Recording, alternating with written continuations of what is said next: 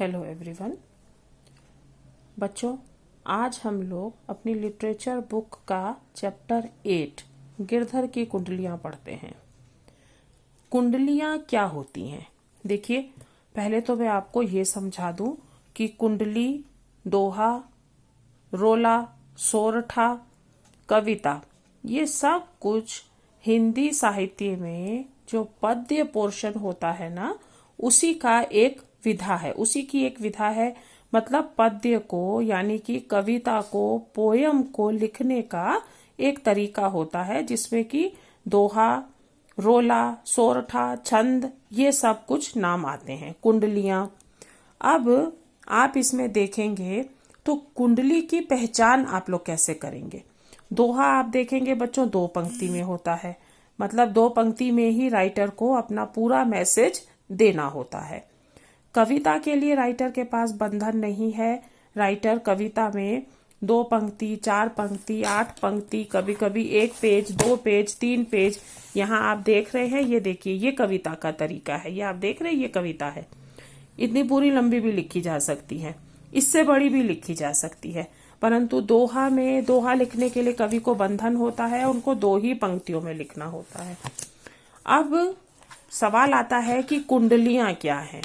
अब दोहे और रोला, दोहा और रोला, इन दोनों को मिला करके कुंडली की रचना होती है।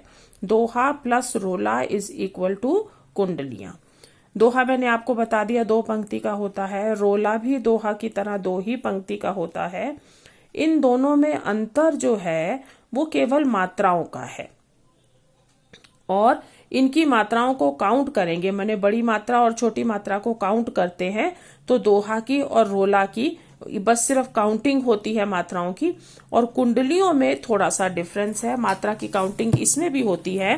पर आप देखेंगे तो कुंडली का जो एक तरीका है लिखने का या पहचानने का, देखिए आप, ये कुंडली जो है ये 2 + 2 + 2 6 पंक्तियों में लिखी गई है। ठीक है, ये 6 पंक्तियों की मिला करके एक कुंडली बन गई।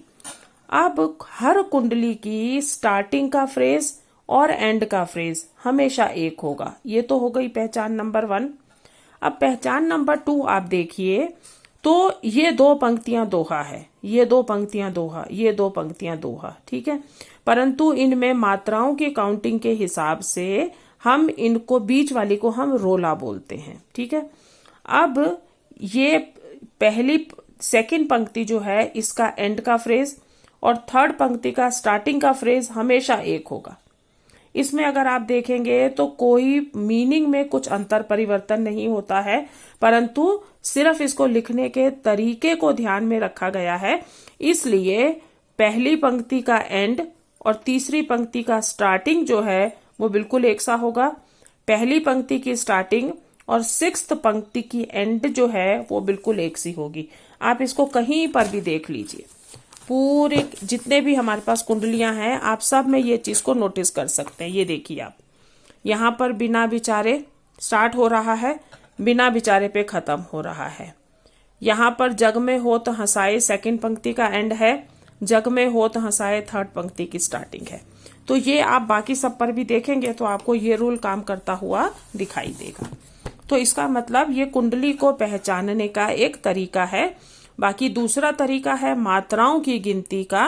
वो मात्राओं की गिनती अभी फिलहाल आप लोगों के लिए आपके लेवल से थोड़ी ऊपर है, इसलिए फिलहाल आपको यहाँ पर नहीं बताती हूँ। ठीक है, अब पहली कुंडली में राइटर ने क्या लिखा है, देखिए, गुणवान व्यक्ति के विषय में बात की गई है कि जो गुणवान व्यक्ति होता है उसकी दोस्ती करना सब चाहते हैं, उसको अपना बनाना हर कोई चाहता है।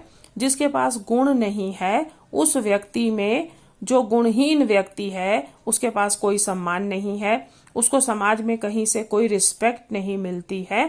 और इसकी तुलना उन्होंने करी है कौवे और कोयल से। ये देखिए आप, कौवे और कोयल से इनका उदाहरण दे करके राइटर ने अपनी बात समझाने का प्रयास किया है। कौवा और कोयल दोनों ही पक्षी हैं, दोनों ही काले हैं, दोनों ही उड़ते हैं, परंतु भेद कब समझ में आता है, जब कौवा मुंह खोलता है और कोयल भी मुंह खोलती है। तो कौवे को भगा दिया जाता है और कोयल को प्यार किया जाता है, कोयल को सराहा जाता है। यहाँ पर कौवे की तुलना करी गई है गुणहीन व्यक्ति से और कोयल की तुलना करी गई है गुणवान व्यक्ति से। इसी का बेटा सेकंड पार्ट बना करके मैं आपको भेजूंगी। इसी से रिलेटेड आगे के जो कुंडलियां हैं उसको उसमें एक्सप्लेन करेंगे। आज के लिए इतना ही। Thank you.